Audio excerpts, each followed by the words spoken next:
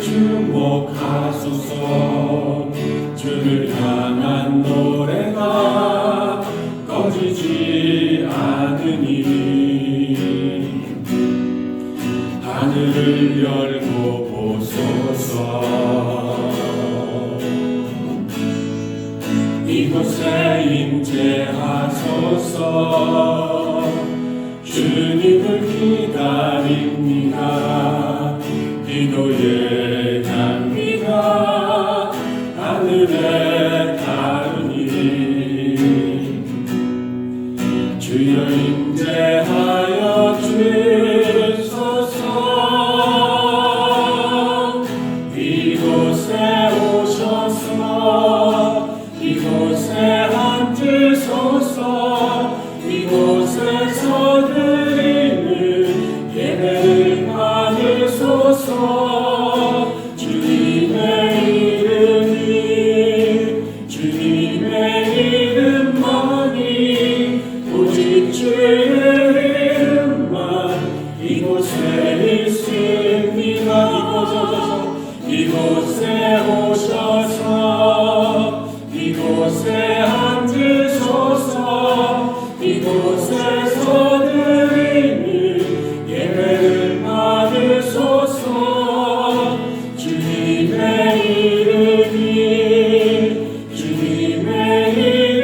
이름만이 오직 주의 이름만 이곳에 있습니다.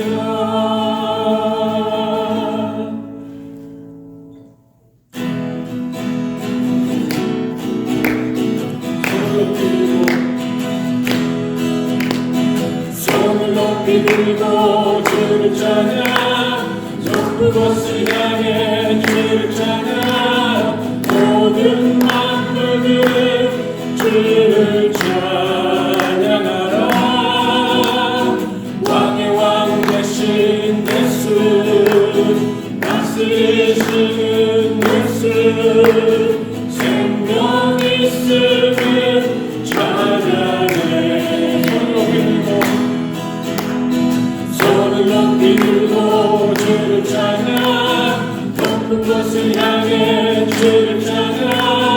모든 만물들 주를 찬양하라. 왕의 왕 되신 예수, 다스리시는 예수, 생명 있음을 찬양해. 할렐루야 주를 찬양. 할렐루야 주를 찬양. 생명 있음을 찬양해. 할렐루야 주를 찬양. 할렐루야 주를 찬양. 생명 있음을 찬양해. 손을 높이 들고 주를 찬양. 높은 곳을 향해 주를 찬양. 모든 만물들은 주를 찬양하라. 왕의 왕 되신 예수, 다스리시는 예수, 생명 있음을 찬양해. 할렐루야 주를 찬양. 할렐루야 주를 찬양. 생명 있음을 찬양해. 할렐루야 주를 찬양. 할렐루야 주를 찬양. 생명 있음을 찬양해.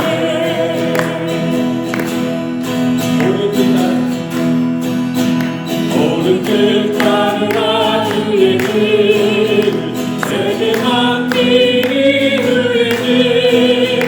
이 길 따라서 산 길. 온 세계 전하세. 만 백성이나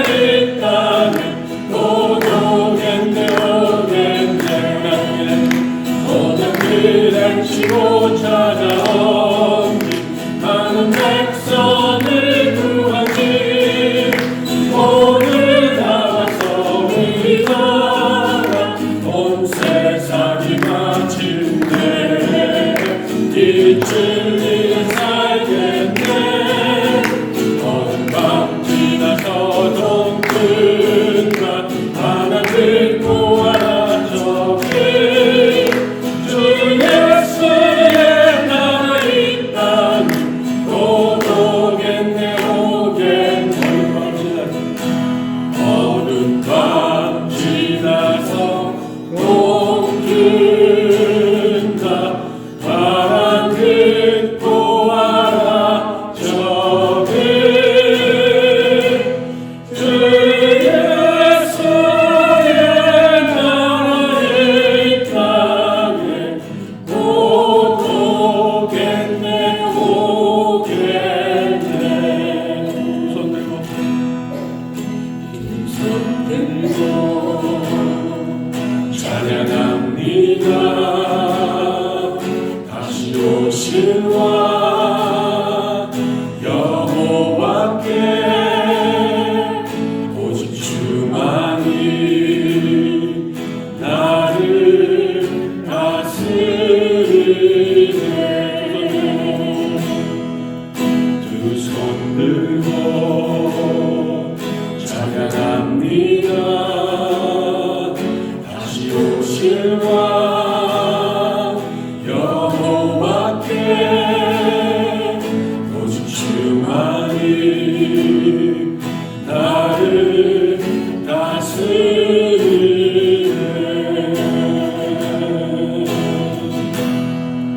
나 주님만을 섬기리 헛된 마음 버리고 성령이여 내 영혼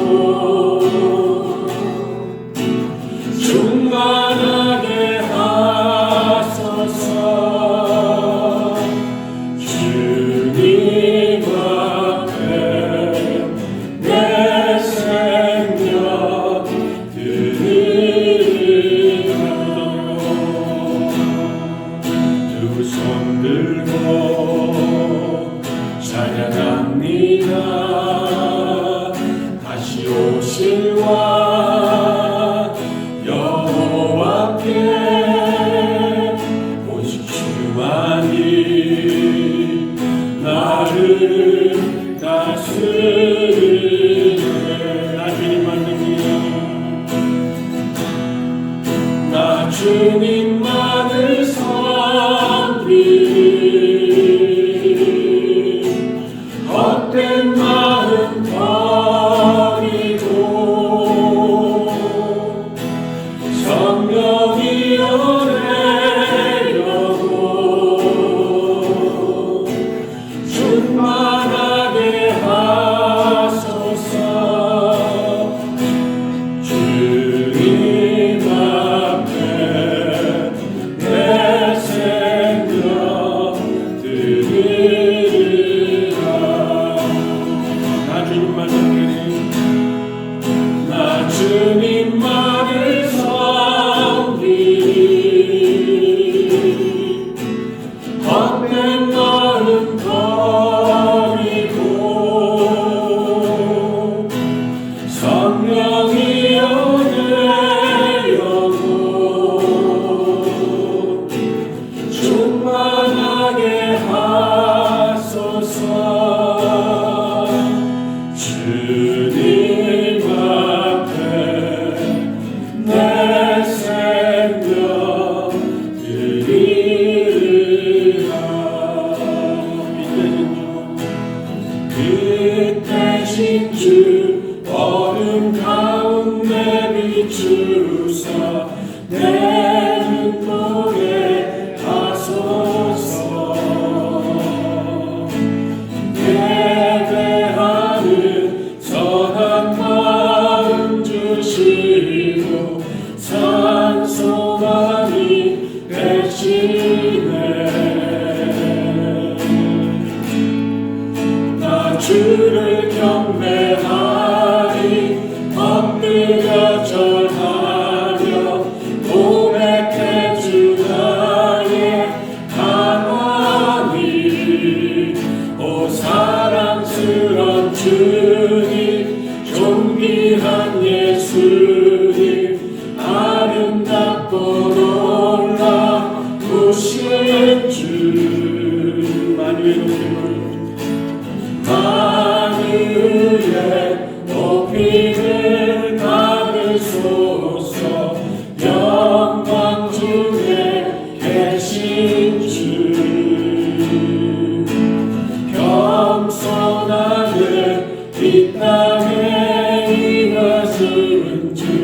높여 찬양하리라.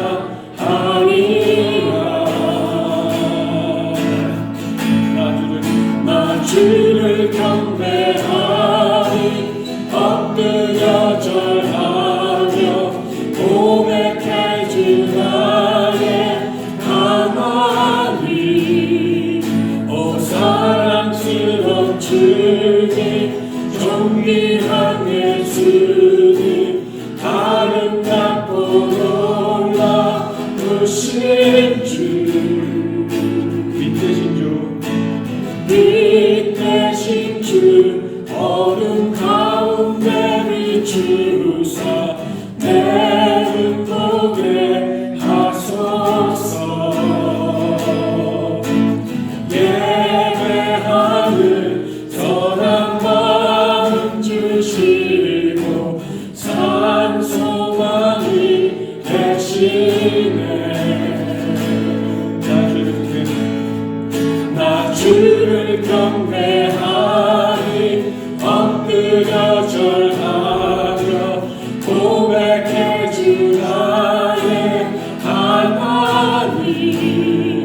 오 사랑스러운 주님, 존귀한 예수님, 아름답고 놀라우신 주, 만유의 주, 만유의 높임을 받으소서. 영광 중에 계신 주, 겸손하게 이 땅에 임하신 주, 높여 찬양하리라.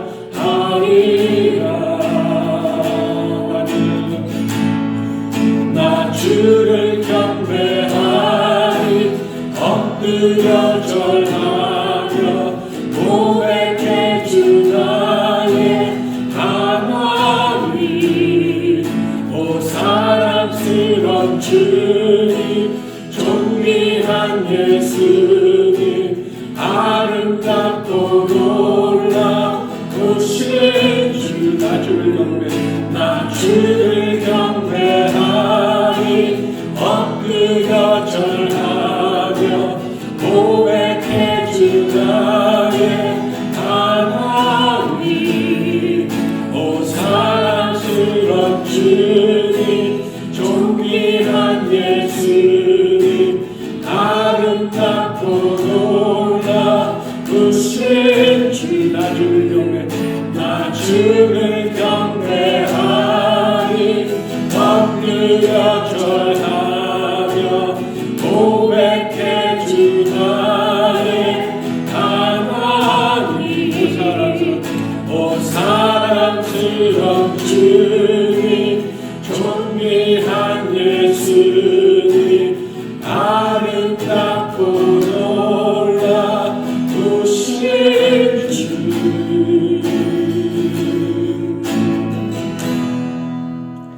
아버지 감사합니다. 네, 오늘 이 시간 저희들에게 준 하나님의 말씀은 사도행전 17장 17절 말씀입니다. 회당에서는 유대인과 경건한 사람들과 또 장터에서는 날마다 만나는 사람들과 변론하니. 아멘. 이는 하나님의 말씀입니다. 이 시간 장터 또는 영어로는 마켓플레이스라고 되어 있는데 시장 또 장터, 오늘 본문에만 장터죠. 그래서 장터에서 하나님을 경험하기, 이런 제목으로 하나님의 말씀 전하도록 하겠습니다.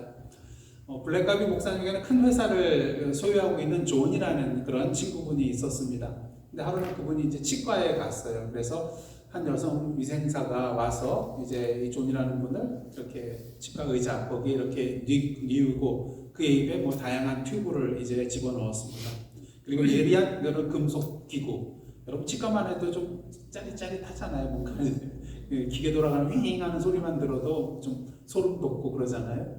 근데 예리한 금속 도구를 사용하면서 이 여성 위생사가, 치과 위생사가 존에게 이런 말을 하더랍니다. 그 내용은 뭐냐면요, 몇 년 전에 그녀의 남편이 이 존이 있는 회사에 지원을 했는데 어떻게 됐을까요? 떨어졌어요. 근데 존이 거절을 했다는 거예요.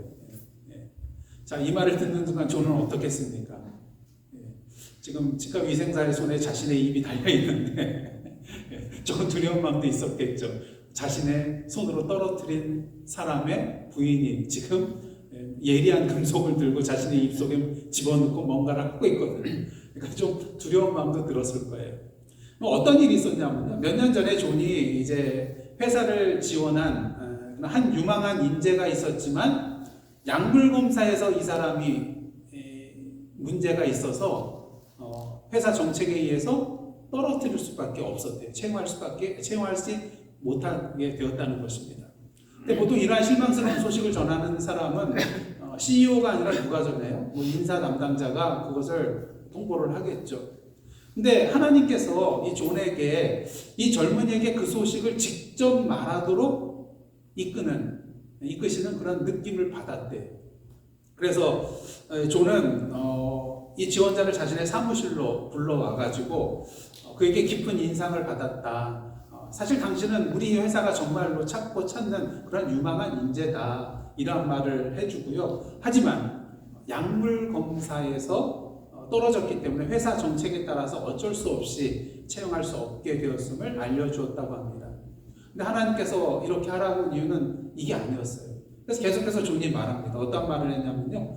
만일 당신이 마약을 계속한다면은 지금 당신은 결혼한 지 얼마 안 돼서 이제 조금 있으면 또 첫 아이를 가지게 될 그런 신혼인데, 만약 당신이 마약을 끊지 않고 계속하게 된다면 당신의 건강은 물론 당신의 아내 그리고 당신의 자녀들을 잃게 될 것이다.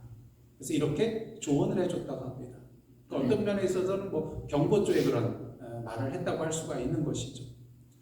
그도 그럴 것이 이 젊은이가 마약을 끊지 않고 그 삶에 어떤 커다란 변화가 있지 않고서는 그 가족이 큰 상처와 어려움을 당할 수밖에 없기 때문인 것입니다. 자, 그렇다면 그 후에 이 청년은 어떻게 되었을까요? 그 젊은 청년의 아내 이 치과위생사가 존에게 이렇게 말을 했다고 합니다. 그는 당신의 조언을 정말로 진지하게 받아들였습니다. 그는 당신의 말에 충격을 받고 뭘 끊었을까요? 마약을 끊었습니다. 그리고 결국 좋은 직장을 찾게 되었고 성공하게 되었습니다. 그는 훌륭한 남편과 아빠가 되었습니다. 그는 바쁜 시간 중에도 시간을 내어 자신에게 말을 건네준 당신에게 감사를 표하고 싶어 할 것입니다. 당신의 조언이 제 남편의 인생을 변화시켰습니다.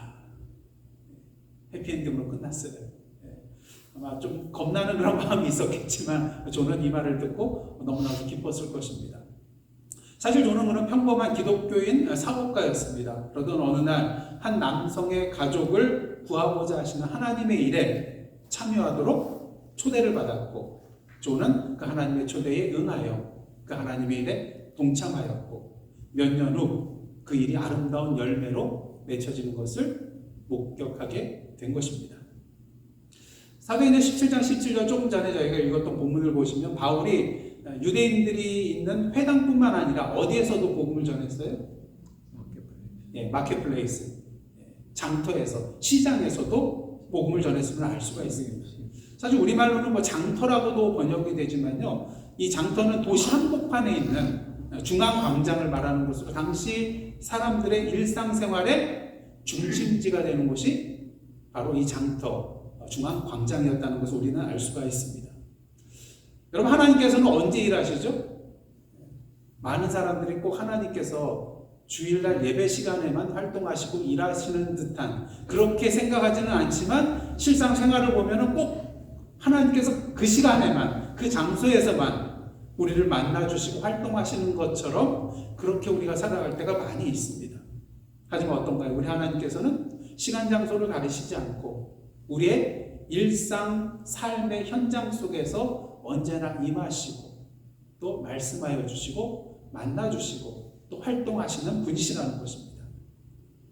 여러분, 하나님께서는요, 장터에 있는 사람들이 주일에 교회로 들어올 때를 기다리시는 분이 아닙니다.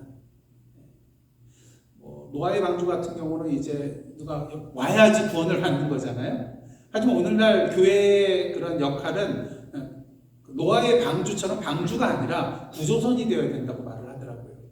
찾아가는. 그러니까 구원받아야 될 사람들 찾아가서 만나서 구원하는 그런 구조선이 되어야 된다는 것입니다. 그런 면에 있어서 하나님께서는요, 세상에 있는 그런 사람들, 오늘도 주님을 모르고 있는 사람들이 교회까지 찾아올 때를 기다리시는 분이 아니라 오늘도 그들이 있는 곳, 그들의 삶의 현장으로 가셔서 그들의 일상생활 속에서 그들을 만나기를 원하시는 분이시라는 것입니다. 물론 주일 예배가 중요하지 않다는 거 아닙니다. 금요 찬양 기도회가 중요하지 않다는 말이 아닙니다. 주일 예배 또 금요 찬양 기도회 이런 모든 공적인 예배는 우리 믿는 사람들이 하나님 앞에 나아가 예배를 드리고요. 또 남은 일주일 동안 우리의 삶의 현장 속에서 하나님께서 우리에게 주신 사명을 온전히 수행하기 위하여 준비하는 시간이기 때문에 우리 믿는 자들에게 있어서 예배의 시간, 특별히 주일 예배 시간 참으로 중요한 시간이라고 할 수가 있다는 것입니다. 우리 오늘도 하나님께서 주일 예배뿐만 아니라 다른 공적 예배뿐만 아니라 우리의 삶의 현장 속에서 일하고 계시는 분이라는 것을 다시 한번 분명히 해야 될 줄 믿습니다. 블랙가비 목사님은요, 우리에게 하나님께서 비즈니스 세계에서도 하나님께서 역사하고 일하고 계시다는 것을 예를 들어서 이렇게 보여주고 있습니다. 그래서 그분은 미국의 몇몇 대기업의 기독교인 CEO 그룹과 함께 일하였다고 합니다. 근데 그 기업가들은요, 하나같이 하나님께서 당신의 어떤 목적을 위해서 그들을 지금의 자리, 지금의 CEO 자리에 두셨다는 것을 깨달았고 믿고 있었다고 합니다. 자, 그들은 어떻습니까? 어떤 사람들에게 영향력을 끼칠 수 있는 사람이에요? 자신이 CEO로 있는 그 회사의 수많은 그런 직원들에게 영향을 끼치고 또 거대한 예산을 다룰 수 있는 사람들입니다. 또 그들은 어떻습니까? 선교사들이 만날 수 없는 세계의 지도자들을 직접 만날 수 있는 사람들이 바로 그러한 사람들입니다. 그래서 블랙가비 목사님은요, 그들이 하나님의 일에 동참하여 일한 몇 가지 예를 소개를 해주고 있는데요. 어떤 CEO는 그 발전소를 만드는, 파워플랜트를 만드는 그런 회사의 CEO였다고 합니다. 근데 이분이 한 번은 이제 아프리카에 가서 한 마을에 무료로, 전기가 없으니까 무료로 발전소를 제공해 주겠다고 제안을 했다는 거예요. 근데 한 가지 조건이 있었습니다. 그 조건은 무엇이었을까요? 그 마을 사람들에게 자신이 왜 이 마을 사람들을 돕고자 이 파워플랜트를 프리로 제공을 해주는지 그들에게 말할 수 있는 기회를 주는 것. 그것이 조건이었다고 합니다. 자, 그 결과 어떻게 됐을까요? 그 마을에 전기가 들어오기 시작했을 때 그 마을의 족장과 수많은 마을 사람들이 누구를 영접하고 믿게 되었을까요? 예수 그리스도를 믿고 영접하게 되었다는 것입니다. 뿐만 아니라 이 CEO는요, 정부 최고 지도자의 초청을 받아서 이 마을뿐만 아니라 다른 마을에도 발전소를 제공하게 되었고, 그리고 자유롭게 뭘 전할 수 있었을까요? 예수 그리스도의 사랑, 또 구원의 복음의 소식을 자유롭게 전할 수 있게 되었다는 것입니다. 또 어떤 CEO는요, 사업상 그가 방문하는 나라들의 지도자들에게 뭘 선물로 줬을까요? 성경책을 선물로 줬다고 합니다. 또 어떤 사업가는요, 조기 은퇴해서 기울어가는 회사를 인수해서 그 회사를 다시 일으키고 변화시켜서 그 수입을 뭘 위해 사용했을까요? 하나님의 나라를 위하여. 그래서 기독교 사역에 그 모든 수익금을 또 기부를 했다고 합니다. 또 어떤 사업가는요, 직원들을 위해서 점심시간 동안 뭘 인도했을까요? 뭘 인도했을까요? 예, 성경 공부를 인도했다고 합니다. 저도 한국에서 그 중고등부 이제 사역을 할 때인데요. 저희 교회 그 토요일만 되면은 동부여 중에서 기독교 문화반이라는 그런 서클이 있었어요. 동아리식으로. 그래서 토요일만 되면은 이제 그 동아리가 운영이 되는데, 그래서 저희 교회에 와서 이제 그 모든 활동을 했어요. 그러다 그 담당하신 선생님하고 이제 잘 알게 돼서 그 동부여 중에 가서 이제 설교도 할 기회가 있었고, 또 그러다 보니까 그 선생님이 자신이 아는 어떤 같은 교회였는지 모르겠지만 어느 보험회사에 좀 설교를 해달라고 부탁을 받아가지고 갔는데요. 보니까 거기에 신우회가 있어가지고 매번 그 점심시간을 이용해서 하나님의 말씀을 듣고 또 예배하는 그런 시간이 있더라고요. 그러니까 이 블랙가비 목사님이 말씀하시는 이 CEO도 이런 시간들을 마련을 했던 것 같아요. 그래서 믿지 않는 사람들까지도 초대해가지고, 교회로 초대하는 것보다는 그렇게 같은 회사 안에서 초대해가지고 하는 것이 훨씬 더 자연스러울 수가 있잖아요. 그래서 이런 모임을 인도하는 그러한 CEO도 있었다고 합니다. 근데 물론 이러한 사업가들만 하나님의 일에 참여하는 것은 아니죠. 오늘도 많은 사람들이 하나님께서 그들로 하여금 직장 동료와 또 고객에게 증인이 되게 하기 위해서 자신들을 그곳에 두었음을 발견하고 하나님의 일에 참여하고 있는 사람들이 오늘도 많이 있다는 것입니다. 오늘도 세상에 수많은 사람들이 예수 그리스도에 대해서 그분이 누구신지 모르며 살아가고 있습니다. 그러게 주일에 그들이 교회에 문턱 들었을 리가 만무하겠죠. 그리고 오늘도 주님께서는 당신에 대한 얘기를 들어야만 하는 사람, 필요로 하는 사람들이 있다는 것을 아시고 그들의 삶의 현장에 누구를 보내고 계시는 거예요? 당신의 제자들을, 바로 저와 여러분을 보내고 계시다는 것입니다. 그런 의미에서 우리가 복음을 전하기 위해 다른 나라로 떠나는 선교사님들 가실 때 뭐하죠? 파송 예배 드리고요. 또 그분을 위해서 뭐하죠? 기도하지 않습니까? 그런 면에 있어서 이렇게 하는 것처럼 우리는요, 월요일 아침마다, 아니 매일 아침마다 직장에 나가는 사람들을 위해서 영적으로 뭘 드려야 될까요? 파송 예배를 드려야 된다. 그리고 그들을 위해서 기도해 주어야 한다는 거예요. 왜? 그들 또한 하나님께서 일하고 계신 선교의 현장으로 나아가고 있는 것이기 때문인 것입니다. 꼭 해외를 간다고 선교가 아니잖아요.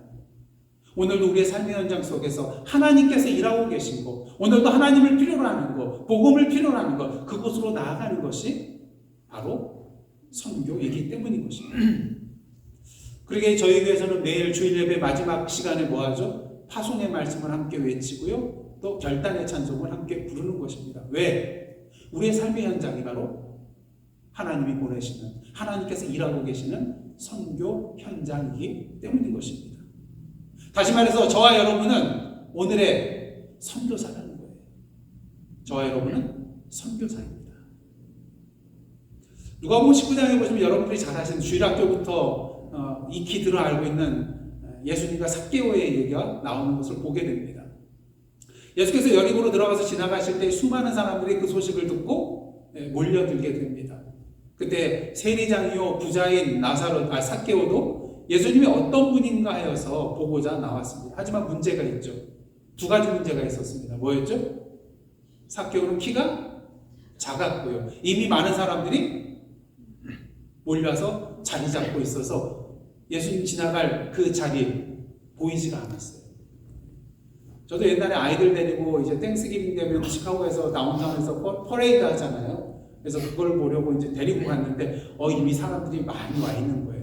그래서 여기저기 다니면서 막 비집고 다니면서 어디서 볼 수 있을까? 근데 쉽지는 않더라고요. 근데 애들이 입이 작으니까 그래서 나중에는 무등도 태워서 보여주고요. 그렇게 했는데 마치 그랬다는 것입니다. 너무나도 사람들이 많이 몰려와서 삭개오는 도무지 방법을 찾아낼 수가 없어요. 그러다 그때 어떻게 합니까? 우리는 뽕나무라고 하는데 이제 개역 개정 성경에는 그 돌무화과 나무라고 다시 번역이 되어 있는 것을 보게 됩니다. 돌무화과 나무 위로 이제 올라가게 되죠. 드디어 예수님께서 지나가십니다. 그런데 놀랍게도 이 돌무화과 나무 아래를 지나가면서 삭개오를 쳐다보신 거예요. 자기를 쳐다본 것만 해도 영광이라고 생각이 되는데 예수께서 뭐라고 하십니까? 예? 삭개오야, 속히 내려오라. 내가 오늘 내 집에 유하여야 하겠다. 삭개오는 굉장히 놀랐을 거예요. 왜 놀랐을까요? 자기를 어떻게? 예? 그렇죠. 생전 본 일이 없는데 자기 이름을 부르거든요. 저도 고등학교 때 이렇게 누가 지나가는데 좀 불량배처럼 보이는 형들이 있었어요. 어떻게 매점 그 가게 앞에. 그래서 제가 지나가는데 영태가 부르는 거예요. 그래서 깜짝 놀랐는데 한 번도 본 적이 없는 형들이에요. 근데 알고 보니까 친구가 제 이름을 부를 때 듣고서는 장난으로 저기 영태가 부른 거예요. 예. 근데 뭐 무시무시하게 생겨가지고 빨리 그 자리를 떠나긴 했는데, 자기가 만나본 적도 없는데 누가 자기 이름을 부르면 놀랍니다. 그러면서 막 생각하죠. 언제 만났을까? 근데 만난 적이 없어요. 그러니까 삭개오는 분명히 놀랐을 거예요. 어떻게 내 이름을 알았을까? 근데 더 놀랄 일은요. 그 예수께서 뭐라고 하세요? 오늘 네 집에 내가 유하여야 하겠다. 여러분 당시 세리장은 어떤 사람입니까?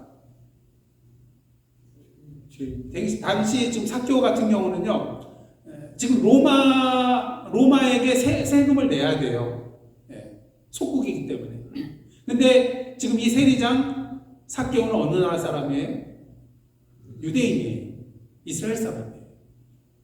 그러면 이제 로마 정부에 빌붙어 가지고 세금으로 살아먹는 사람인데 그 당시 로마에서는 자기들이 원하는 세금만 받으면 돼요. 그러면서 모든 정권을 누구에게 줘요? 세리장에게 줬어요. 그러니까 만약에 10,000원을 세금으로 거두어내라 그러면은 세리장에는요 뭐 한 30,000원 내라. 그리고 자기가 10,000원만 로마 정부에 주고 20,000원은 어떻게 하는 거예요? 이마에 포켓하는 거죠. 자기 주머니에 넣는 거예요. 그러니까 오늘 그 삭개오 이야기를 보시면 어떻습니까? 삭개오에 대해서 세리장이요. 그리고 뒤에는 뭐라고 나와요? 부자예요. 그러니까 그 당시에는 세리장이면 무조건 뭐예요? 부자인 거예요. 근데 문제는 어떻게 부자가 된 거예요? 동족의 피를 빨아먹은 거죠. 착취한 거죠. 그러니까 당시 사람들은 이 세리장을 좋아했을까요? 좋아하지 않았을 거예요. 미워했을까요? 앞에서는 굽신굽신해도 뒤에서는 욕하고 사람 취급도 안 했을 것입니다. 한마디로 자신들의 피를 빨아먹는 사람이잖아요. 일제치하 때 동족을 핍박하고 자신의 이윤을 추구하였던 일본의 앞잡이 노릇했던 사람들과 똑같은 사람이라는 것이죠. 그 당시 사람들은 삭개오와 상종을 했을까요? 안 했을까요? 보지 않아도 뻔합니다. 상종하지 않았을 거예요. 인간 취급도 하지 않았을 것입니다. 그러게 누가복음 19장 보면 사람들이 이 삭개오에 대해서 뭐라고 말하냐면 죄인이라고 말해요. 죄인. 하나님 앞에 벌을 받아야 할, 저주 받아야 할, 처형 받아야 할 그런 죄인이었다는 것이죠. 그렇게 세상적으로는 좀 높은 지위, 그리고 가질 만큼 가진 부유한 그런 삭개오였지만 정말로 참된 기쁨과 행복을 누리는 삶을 살고 있었을까요? 그렇지는 못했을 것입니다. 사람이 그리웠을 거예요. 사랑에 목말라 했을 거예요. 세상적인 지위와 부유함이 줄 수 있는 그거보다도 더 크고 소중한 무엇인가를 그는 계속해서 갈망하고 있었을 것입니다. 근데 그러한 가운데 예수께서 자신의 이름을 불러주세요. 여러분 예수께서 삭개오야! 뭐 이런 식으로 부르셨을까요? 아닐 거예요. 다정하게 부르셨을 거예요. 그리고 아무도 찾아가기를 싫어하는, 발을 들여놓기조차 싫어하는 자신의 집에 오시겠다는 거예요. 거기 유하여야 하겠다는 것입니다. 그러게 누가복음 19장을 보시면요, 삭개오가 급히 내려와서 즐거워하면서 예수님을 영접합니다. 그리고 어떻게 됐나요? 삭개오가 달라졌어요. 180도 변하게 되었다는 것입니다. 자신의 소유의 절반을 가난한 자들에게 나누자고요. 자기가 만일 다른 사람의 것을 속여서 빼앗은 일이 있으면 몇 배나 갖겠다고요? 4배나 갖겠다고 그렇게 말을 합니다. 그리고 이때 예수께서 뭐라고 하시나요? 누가복음 19장 9절과 10절을 보시면 이런 말씀이 있습니다. 예수께서 이르시되 오늘 구원이 이 집에 이르렀으니 이 사람도 아브라함의 자손이로다. 누구의 자손이요? 아브라함의 자손이다. 인자가 온 것은 잃어버린 자를 찾아 구원하려 함이니라. 세상 사람들이 죄인으로 여기는, 사람 취급도 안 하는 이 사람이라 할지라도 오늘 아버지께서는 이 사람이 구원받기를 원하셨고 그리고 이 사람이 구원받게 되었다는 것이죠. 예수께서는 여리고를 이르러 거기를 지나가시다가 삭개오를 보게 되었습니다. 물론 누가복음 19장에는 나오지 않지만 예수께서 삭개오를 보는 순간 무엇을 발견했을까요? 하나님께서 이 삭개오를 하나님께로 이끌기를 원하시는 것, 그리고 이끌고 계시다는 것을 발견하셨던 것입니다. 그리고 삭개오를 향하여 말을 건네주심으로 말미암아 예수께서는 아버지 하나님 일에 참여하셨고 마침내 구원의 열매를 거두게 된 것입니다. 오늘도 세상적으로 높은 지위에 있고 또 세상 사람들 모두 부러워할 만한 그런 부를 누리고 있는 사람들이 많이 있습니다. 근데 그 가운데 아직도 주님을 모른 채 살아가는 많은 사람들이 있습니다. 그들 중에는 자신의 지위와 또 부요함이 그동안 자신이 추구하여 왔던 참된 평안과 기쁨과 만족을 가져다 주지 못한다는 사실에 불안감을 느끼며 살아가고 있는 사람도 있을 것입니다. 마치 사개오처럼. 그러게 우리는 오늘도 예수께서 그러하셨던 것처럼 그러한 자들 속에 하나님께서 일하고 계시는 것을 발견하고 그 하나님의 일에 참여해 나가야 한다는 것입니다. 혹시 그 사람이 사개오처럼 우리 눈이 보기에는 상종 못한 인간이요 심판받아 마땅할 죄인처럼 보일 수도 있습니다. 하지만 그럼에도 불구하고 아버지 하나님께서 그 안에서 일하고 계시다면 우리는 그 아버지 일에 참여해야 한다는 것입니다. 그들에게 다가가 예수님처럼 그 이름을 불러주고 세상이 줄 수 없는 주님의 참된 평안과 기쁨과 만족과 생명과 사랑을 그들에게 전해 주어야 한다는 것입니다. 한 기독교인 남성이요 직장에서 일하고 있을 때 성령께서 어떤 동료에게 대해 주의를 기울이라는 그런 느낌을 받았다고 합니다. 비록 그 동료애들은 잘 알고 있지는 못했지만 그는 그 동료에게 점심을 같이 먹자 그렇게 청했다고 합니다. 점심을 먹는 동안 그 동료는 자신이 그날 아침 아내와 헤어졌다는 고백을 하게 되었습니다. 그리고 그 날이 다 지나가기 전 기독교인 남성은 그 동료를 그리스도를 믿고 신뢰하도록 인도하였고요. 그리고 한 걸음 더 나아가 그의 아내와의 관계를 회복하도록 인도해 주었다고 합니다. 어느 한 기독교인 세일즈맨은 항상 지나가는 길에 이제 어느 집이 매물로 for sale이라고 적혀 있는 것을 보게 되었어요. 그리고 몇 주 후에 이삿짐 센터에 차가 와가지고 짐을 내리는 것을 보게 되었습니다. 그리고 2주 후에 이제 그 집 현관 쪽으로 휠체어 그 경사로 있죠. 휠체어가 다닐 수 있도록 계단 위에 경사로를 설치하는 것을 보게 되었습니다. 뭘 말하는 거죠? 이 집에 이사 온 사람이 장애인이라는 것을 깨닫게 되었다는 것입니다. 근데 이제 그러다가 이 세일즈맨이 이 집을 지나갈 때마다 성령께서 그곳에 누가 사는지 한번 알아보라. 그렇게 재촉하는 것을 느끼게 되었습니다.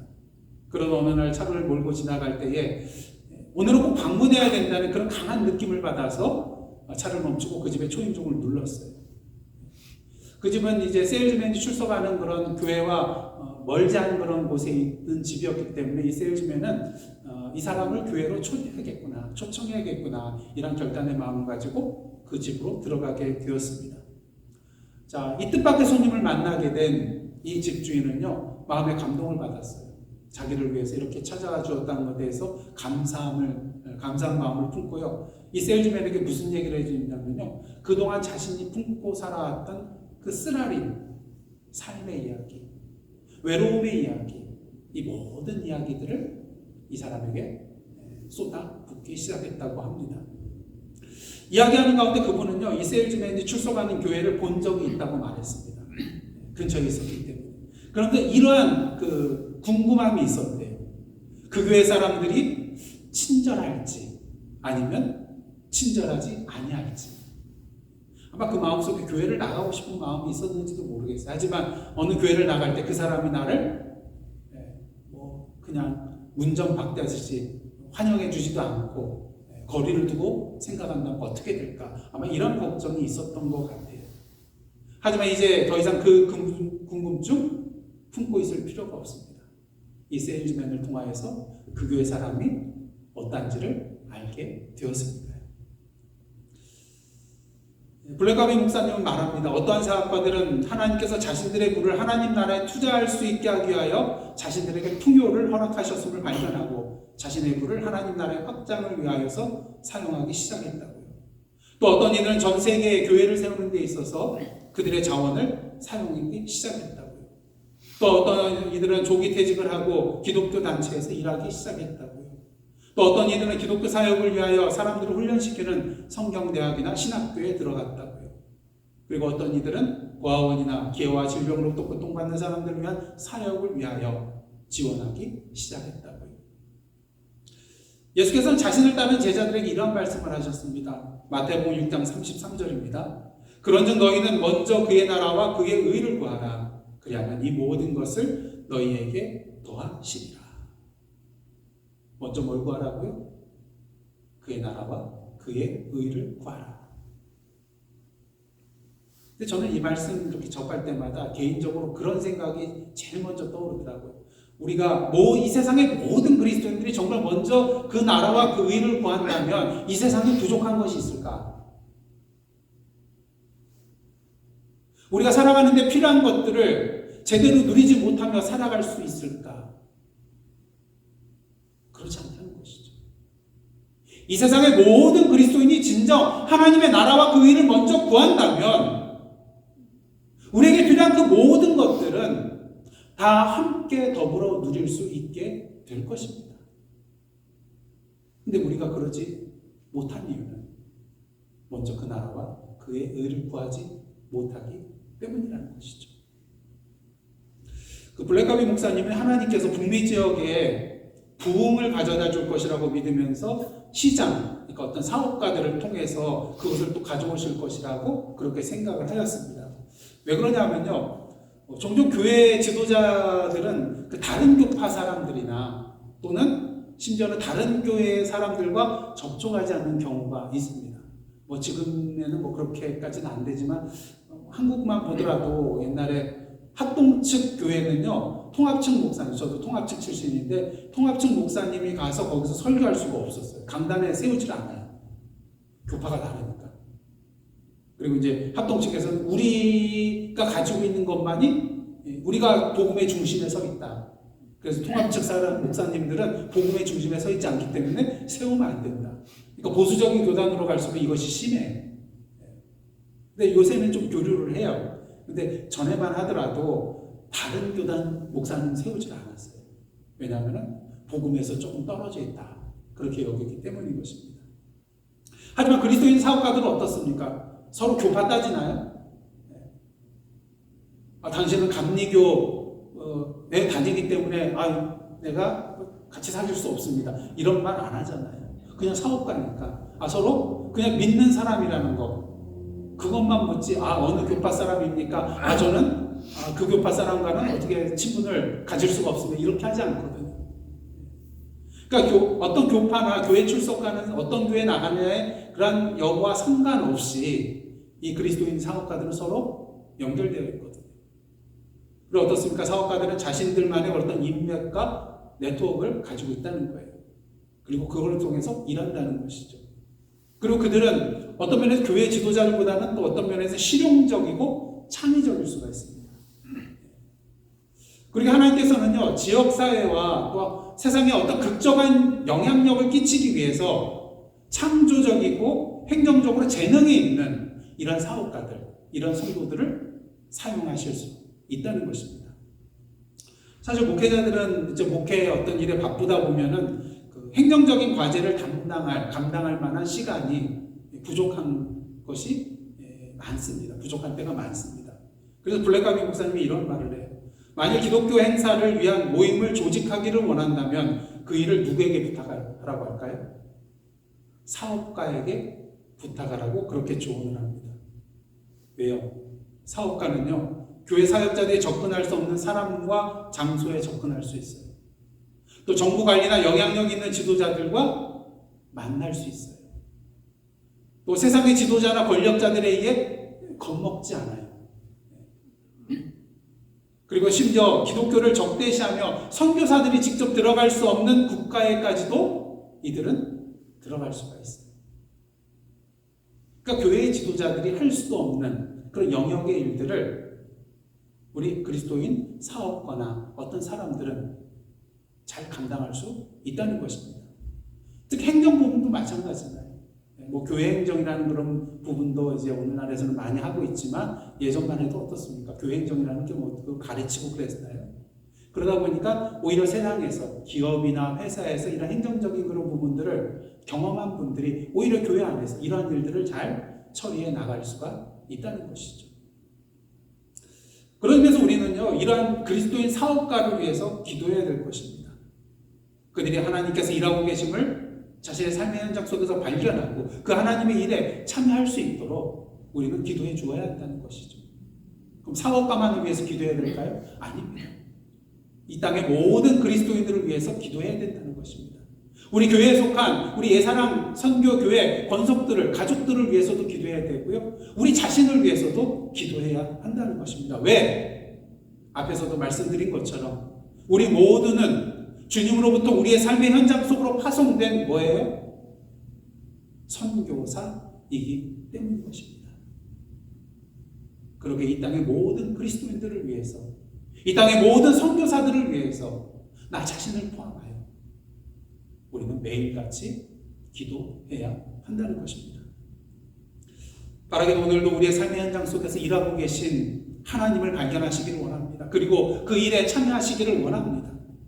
그리고 우리의 삶을 통하여 하나님께서 하시고자 하는 일에 순종하며 나아가시기를 원합니다. 그리고 하나님께서 우리를 통하여 당신의 나라의 역사를 이루어 가시는 것을 여러분의 삶 속에서 경험하고 누리시기를 원합니다. 이것이 바로 우리를 향하신 하나님의 뜻입니다. 기도하시겠습니다.